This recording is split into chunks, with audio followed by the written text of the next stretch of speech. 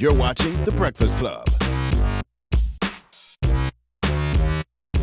Morning, everybody. It's DJ MV Angela Yee, Charlamagne the Guy. We are The Breakfast Club. We got a special guest in the building. Yes, sir. Finesse Mitchell. Finesse, Hey. what's up, good brother? What's up, What's up, C? What's up? What's up? Andrew, what's up? Why am I just realizing El DeBarge is your father-in-law?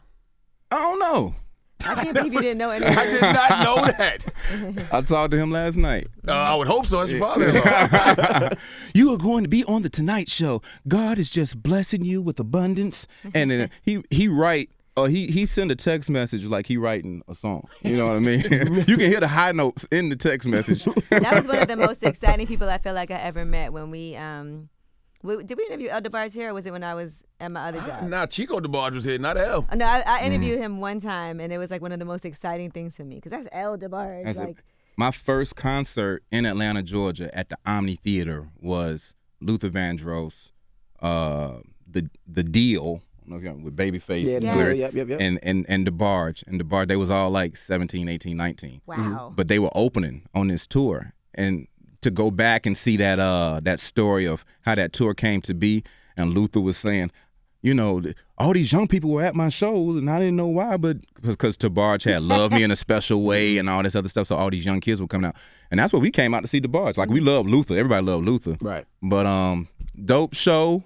I ain't gonna never forget it because I was 13. My date didn't show up. My boy's You date. had a date at I had That's yes. cute. You know how your parents. You know how your parents drop you off and Right. it's supposed to be a group thing. That's It's a almost cute like date. going to the mall. Right. Yeah, and at the last minute, my date's mom said she couldn't go, so I'm a third wheel, and I'm sitting there watching DeBarge, Singing a lot, love all me. that stuff. You know what I'm So saying? how do you get to the Yeah. point where you just start treating El DeBarge like he normal? Uh, Or do you? I do. I treat him very normal because he act very normal. One thing about them DeBarges is that they pretty down to earth. He actually came to my bowling party one time when me and Kaiser used to do these bowling Which one? parties. It was at Chelsea Piers. No, which the bars? Oh, El DeBarge. Oh, really? He came to the bowling. Yeah, he came to the bowling party. L is like that. L is very like, you can't necessarily pinpoint him or track him down, but he just show up and they be like, L is here. You like, how you find this church? You know what I mean? Well, I heard you talking about it and I want to check it out. You like, okay. And he's always very open about like things that he had to deal with and struggle with, mistakes that he's made, you know, and all of that. So Yeah, big family, bunch of beautiful kids running around L.A. and grandchildren too. and many kids you got? grandchildren. I got 2 kids now, You just 2 had one, girls. right? I just And they're had my beautiful. girls. Oh, you got 2 Evil. girls? Yeah, man. Oh, you was a I was a ho-ho. A ho-ho-ho. But yeah, man, 2 beautiful Beautiful little girls. girls. Yeah, man. I got 3. And that, do you? Yes, sir. He Just was had a another ho-ho. one. You was a ho-ho-ho-ho. Well, you have 3 also, my newest Envy. is a month. Month old. Envy had 3 on Tuesday last week because every post you make, I got 5, 3. yours look like the DeBarge family. Like every post you make, they all wearing the same outfit, like they about to go on stage. They just got out of some Lamborghini or some Rolls Royce. I'm like, how you get 90 people in a Lamborghini? How you get the Lamborghini on the beach? Like it's just all these crazy pictures you post. And I'm They like, kind of man, look like the Jets. Remember the Jets? yeah. But yeah, man. But kids are a blessing. My 3-year-old though, she do not like that new baby. She They were holding man, hands in the Shine picture from you her. showed me. man, I made them hold hands.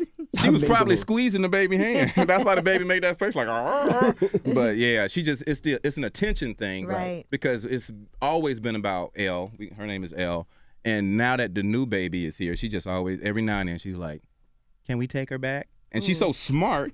You're like, "What do you mean take her back?" She's so articulate. You're like, "Yeah, just." And when every time the new baby cries, she gotta cry.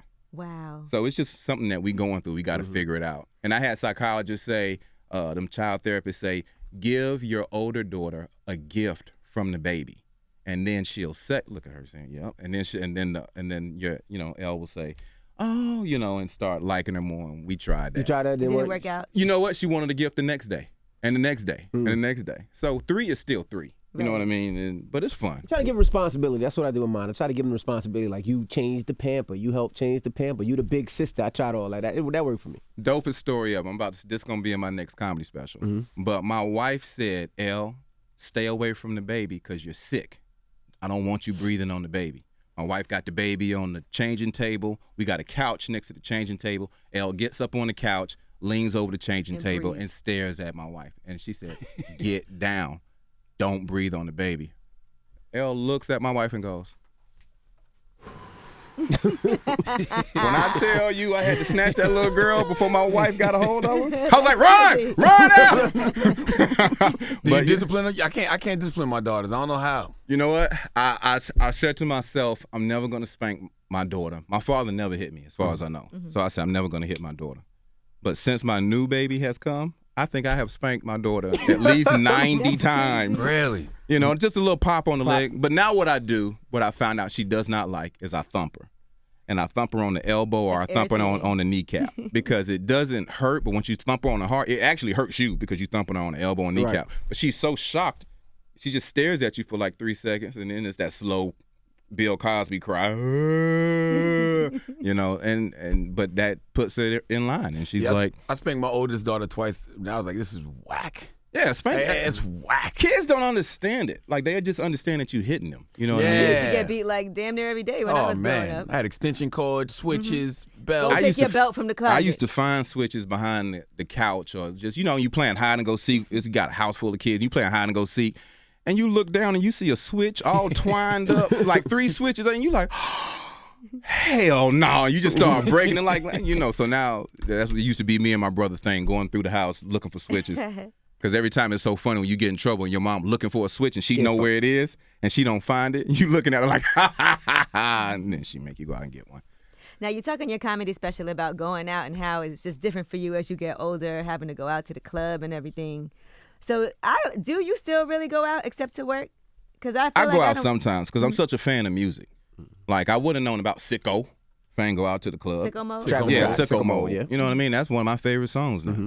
But it's, you know, you got a vodka cranberry in your hand and you in the club and you hear it for the first time. You like, when did this come out? And everybody said, oh, man, that's been out like 3 months ago. So I just, you know, try to keep my ear to the ground. Mm-hmm. But it's like I said, it's I look young, but real 20-year-olds, they can tell the difference. First of all, you said you was at an El DeBarge concert at 13. Okay? That gave it away. Yeah.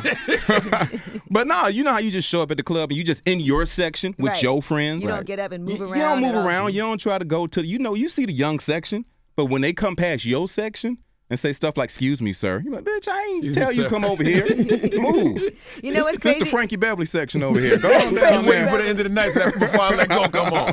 These kids will never know what it's like before bottle service in the club. Not at all. Because we never used to have bottle service. Clubs are so different now that everybody just sits at their own table with a bottle. And it feels like you can't even be in the club if you don't have a table. Right. And I love to dance, but now I do a bunch of couch dancing or standing on the... And sometimes you get up on the couch and your friend is on the couch and then you kind of look around and you realize I'm on the couch. Like, why am I standing at this point in my life on the couch? I'm not throwing money. I don't have a bottle at my table.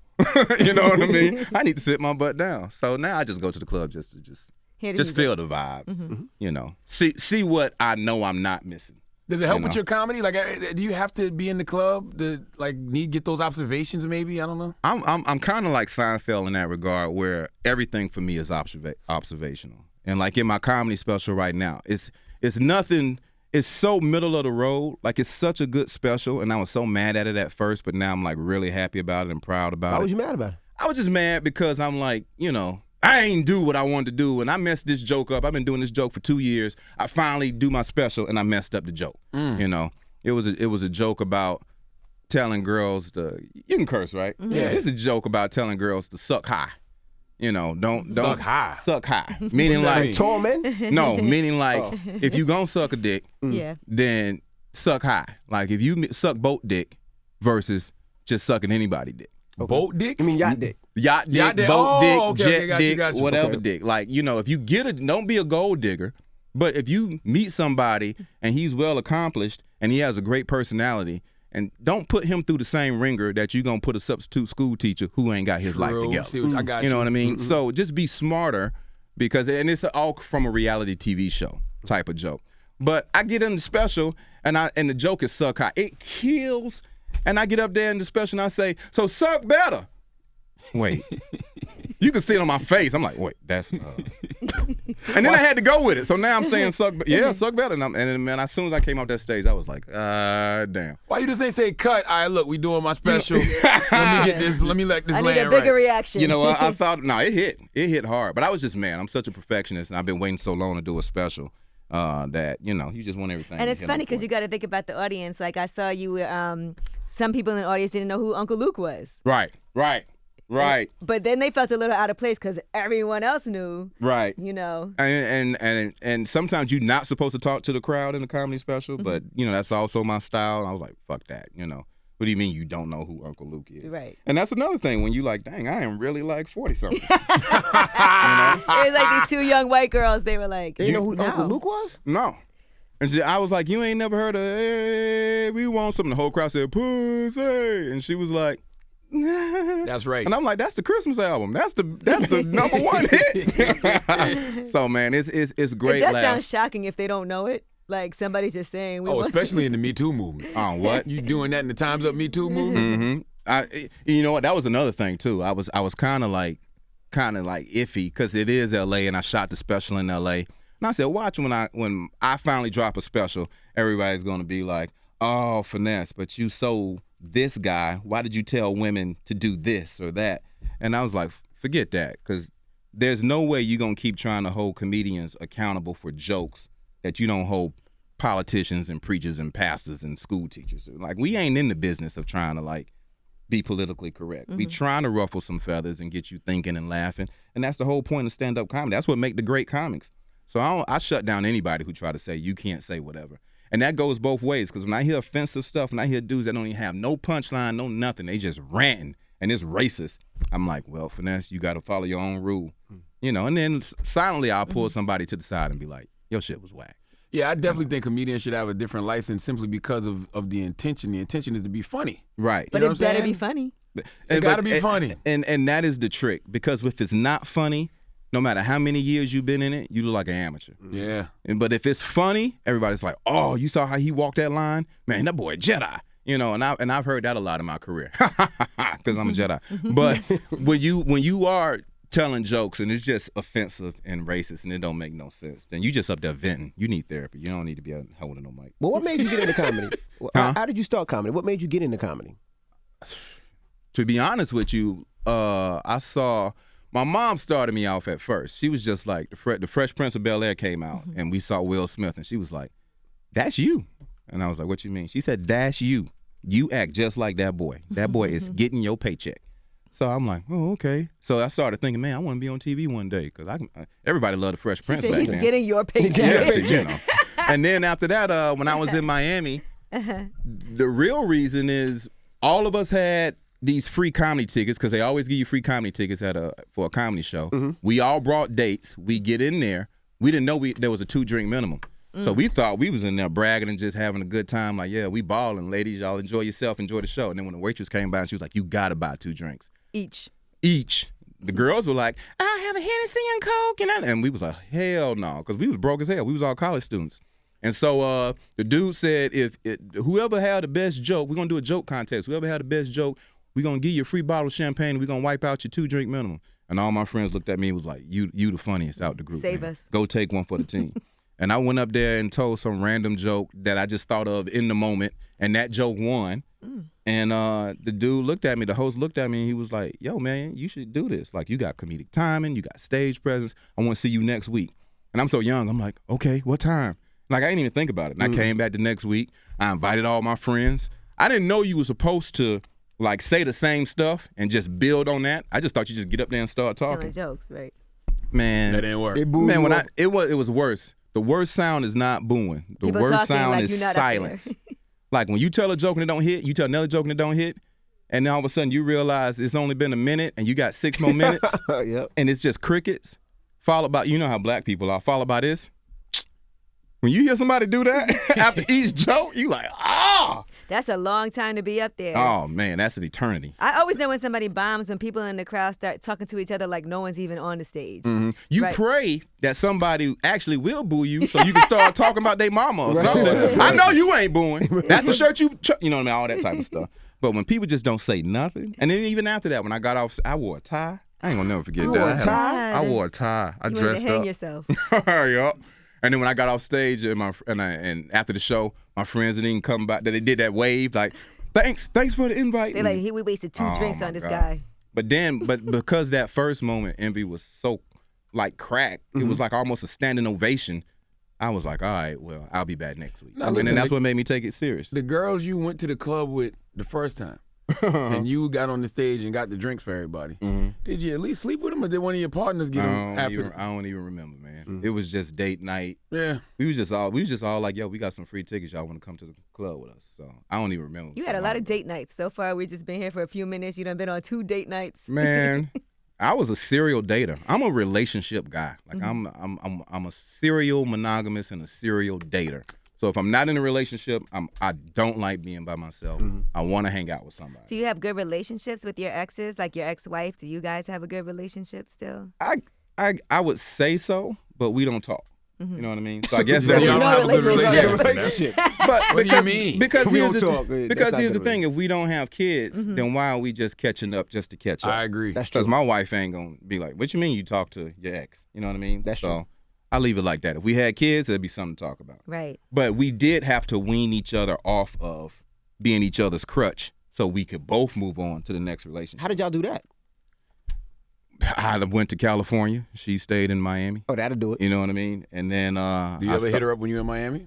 No, because there ain't no reason to. He's just trying to cause I know. problems. Don't even- I know, but it ain't. That's the question. No, but back in the day, it'd be like, yo, but it was so iffy. We had a house, you know what I mean? I wanted to get rid of it. She wanted to keep it. So you still had things you had to iron out afterwards. So you had to be in Taxes. communication. So we had to be in communication. But once we lost every excuse to talk, then it was like, all right. How did you know it was time to get divorced? I was not growing individually, and she was not happy. I wasn't growing professionally, and she wasn't happy. And I just made a call for both of us, and it was probably the toughest thing I ever had to do in my life.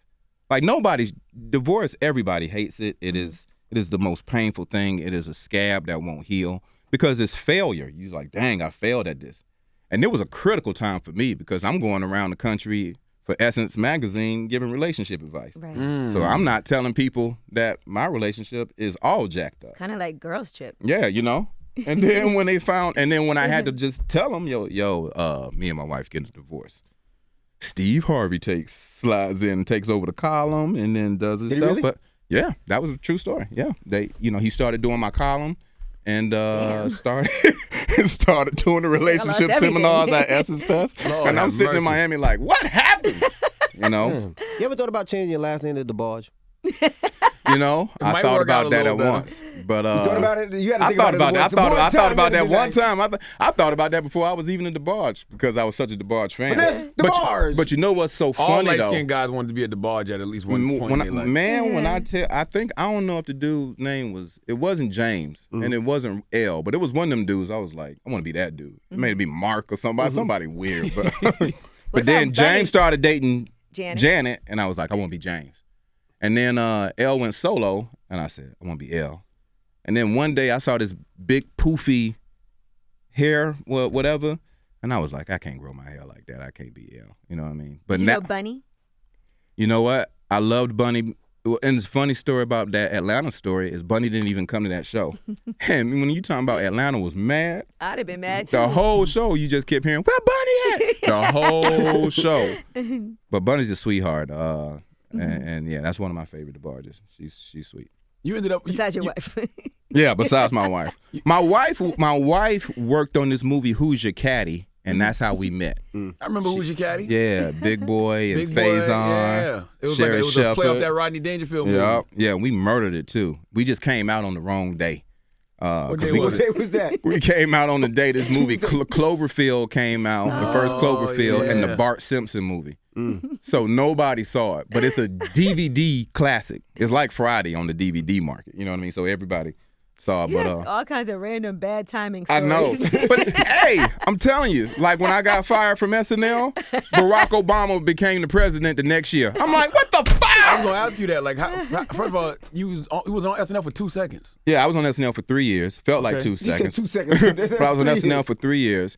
And, you know, Tracy had left. Dean Edwards had left. But I was getting a lot of burn. Me and Keenan, we were in a lot of sketches. We were having a lot of fun.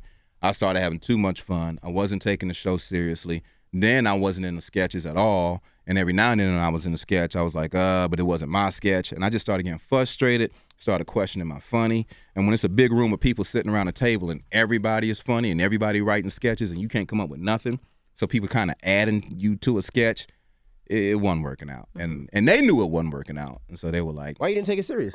Too much partying? too much partying. That first year was phenomenal. Right. I was Kobe Bryant when he cheated on his wife.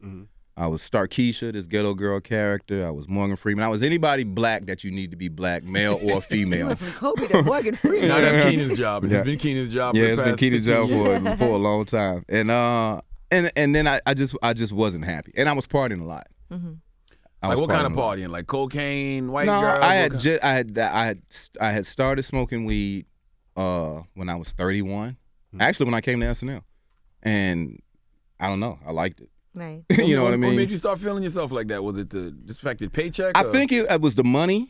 And being on SNL. It was being on SNL. It was having this dope apartment on the West Side Highway that all the local New York ladies were very impressed with.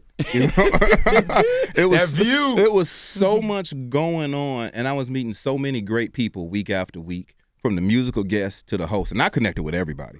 And there was a dope time when, you know, Justin Timberlake was bubbling, Ashton Kutcher was bubbling, Lindsay Lohan was 18, but getting everybody in the clubs in New York. You know, it was just a wild time to be on that show. But then Usher came, Prince came, U2 came on, and everybody seemed to connect with Finesse Mitchell. And I took pictures with it. I had all these pictures in my house. So if you came over my house and you didn't know what I did, You I were never like, said I was on wow. SNL. But when girls walked in, they was like, who are you, Quincy Jones' son or somebody? I'm like, nah, I'm on Saturday Night Live. Oh, I don't even watch that show. And so next thing you know, it's black time. So Finesse. What made you come up with the name Finesse for yourself? Because we know what the word finesse means now, but was that always When I was at the when you University of finesse Miami, somebody? I left Atlanta, went to the University of Miami, and I was a freshman, saw this AKA, she was a senior, and I tried to holler at her. I instantly was like, hey, what's up, what's your name, da-da-da. She was like, how old are you? I was like, what does that matter? And she was like, you a freshman? I said, yeah. And so I said something real smooth, and she said, oh, so you just trying to finesse me, huh? You Mr. Finesse. Her girlfriends walked up, and they said, hey, who is this? And then she said, this Mr. Finesse. They said, hey, Finesse, I like that name. Some dudes walked up and was like, what's up? What's it? Hey, and they started talking to her, and I introduced myself, and then they said, that's Finesse. And he said, oh, what's up, buddy? What's up? Where you from? I said, Atlanta. So next thing I know, I'm like, all right, well, shit, I'm Finesse. But then when I was in the football locker room, because I played ball, one of the first days of practice, the whole team was there, and I was cutting hair. And somebody said, I need a haircut. And I heard the dude say, ask Finesse. And I was like, what? I ain't even know the name, dude. yeah. And I was like, and they said, who Finesse? And I was like, me? me. And they was like, oh, I like that name, buddy. Yeah, so what you charge? And next thing I know, once the team started calling me Finesse, I said, I'm Finesse.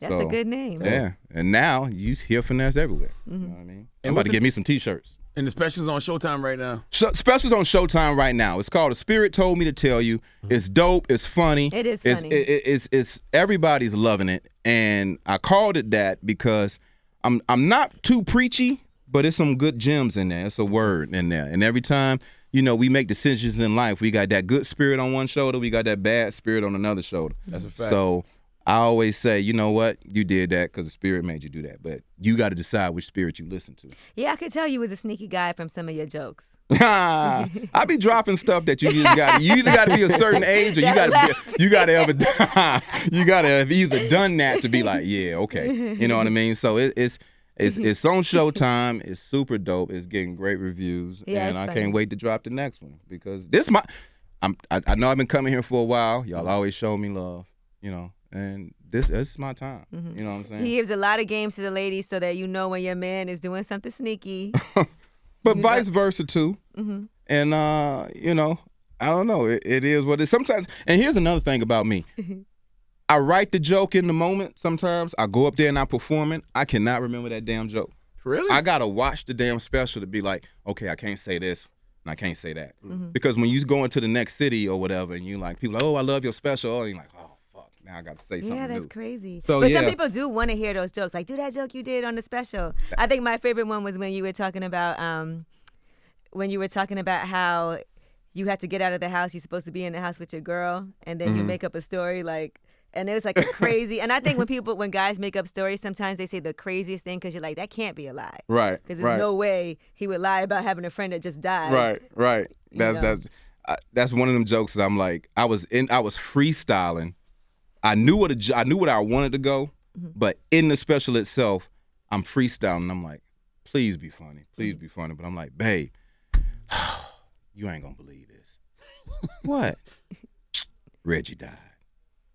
What? Who is Reggie? I talk about Reggie all the time. Reggie, my frat brother Reggie. I've known him for 20 years. Reggie. She's like, okay, well. I said, yeah, and I got to go to the funeral. And I might be a pallbearer. It's an out-of-town funeral. And I'm going to leave on Friday and come back, on Sunday. Oh, well, where's the funeral? Vegas.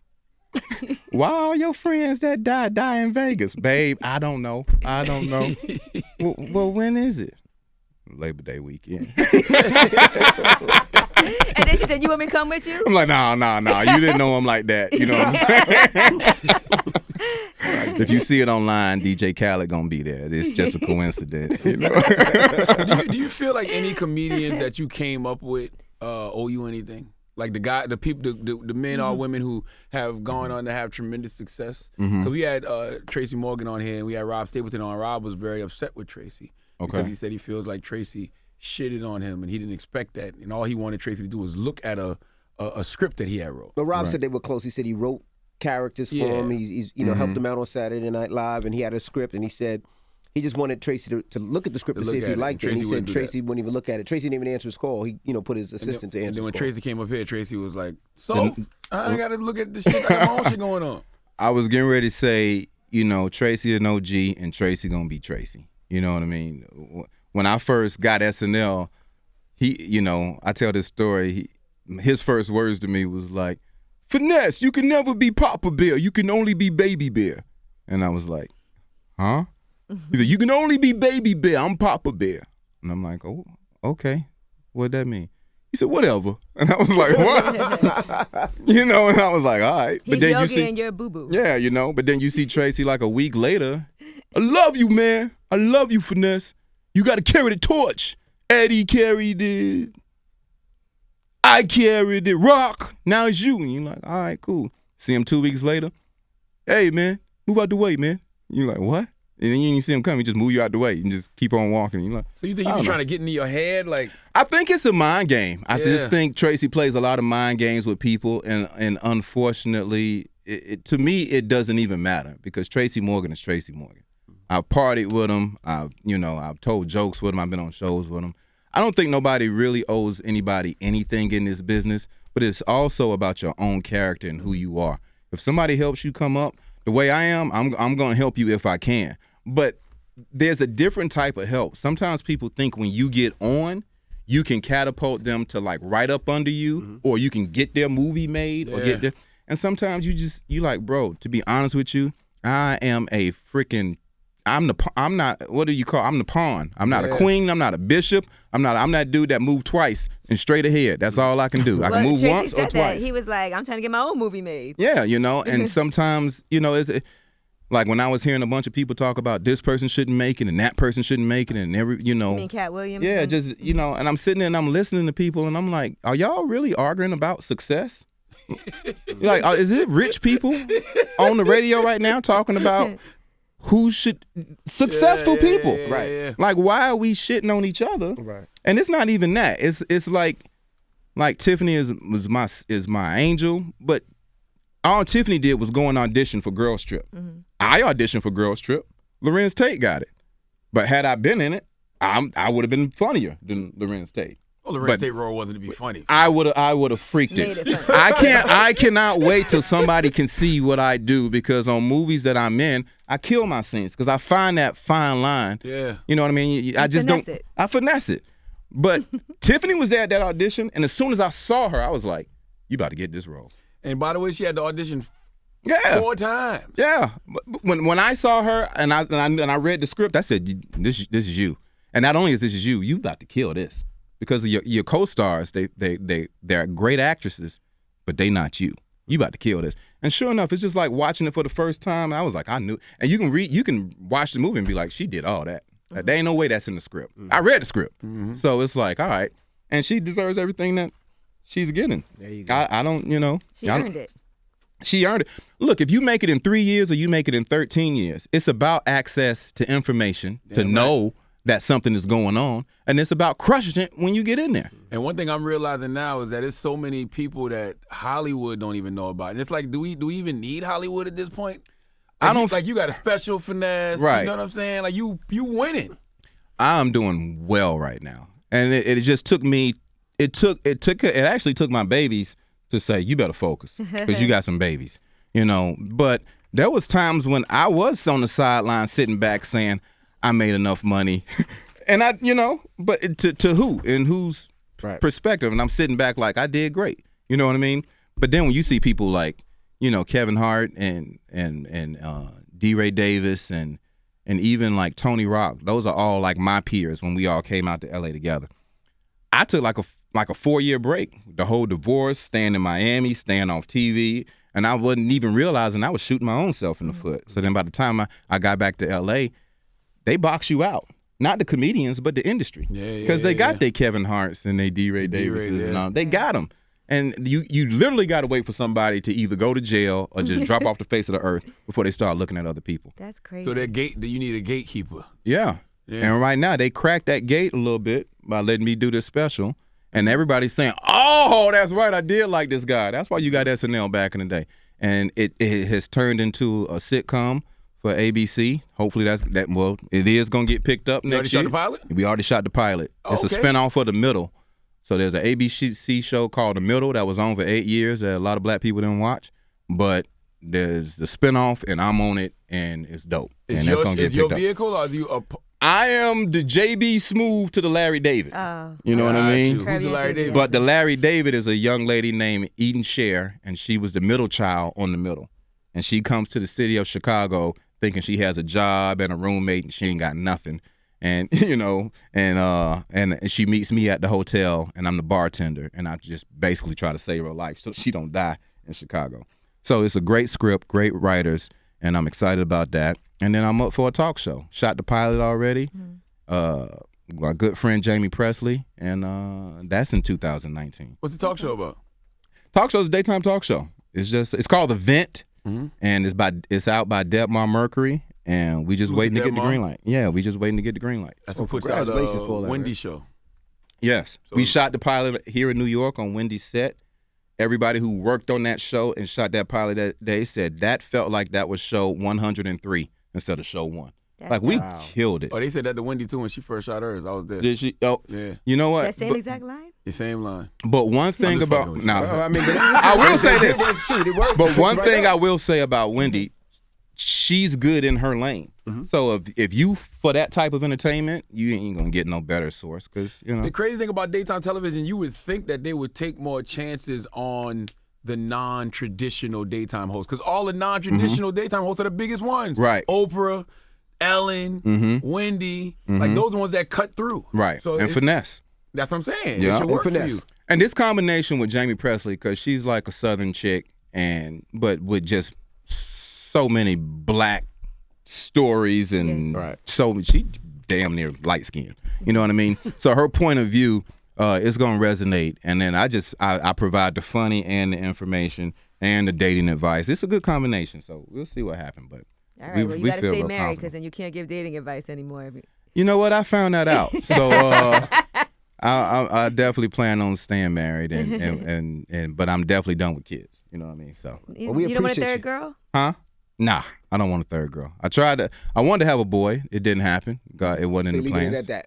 Huh? We're leaving it at that. Yeah, we leave it at that. I know I'm gonna have another girl if I try again. So I'm not gonna do that. Yeah. Well, we appreciate you for joining us. Absolutely, man. Thank y'all for having me. It's Finesse Mitchell. It's the Breakfast Club. Good morning.